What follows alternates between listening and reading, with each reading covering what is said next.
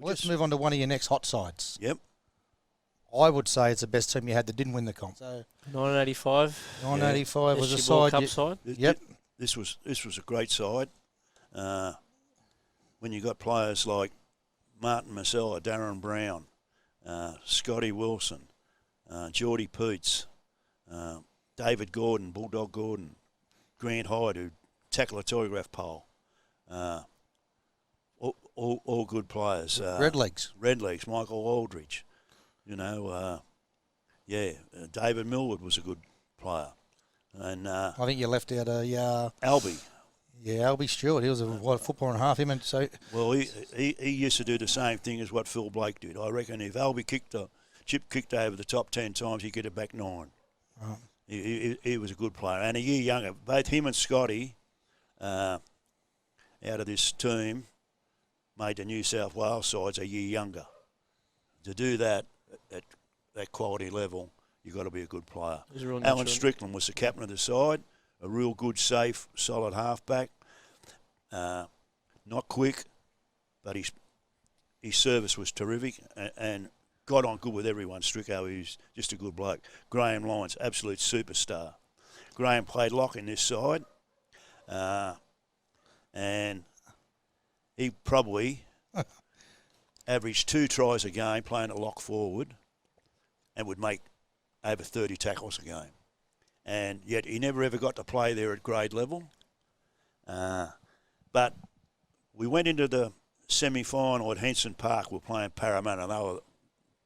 They were winning like we were, winning comfortably every week. And Graham had been limping around on an ankle for a couple of weeks. And Chucky told him to go and see Nathan Gibbs. He's arrived at training on the Thursday night before we're ready to play. He got him in plaster. I never slept that night. Went home. He was our gun player.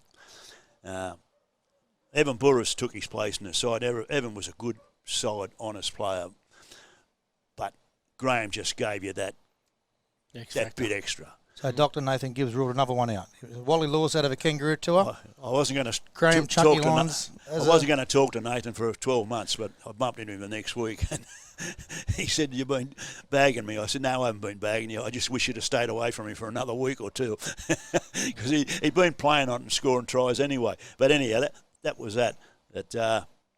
And Albie, who was our best player on the field this particular day, threw a long ball when we were, I think we were 4 in front with 5 to go. The bloke stuck his hand out and the ball stuck and he ran away and scored it. Tried Ensign Park and they beat us on the bell. But the same 2 sides met in the grand final next year. I didn't have them the next year. They wanted me to coach the President's Cup, so I went up in the next year, which was 86, and they beat Parramatta in the grand final and beat them very well. So they got a bit of revenge that way.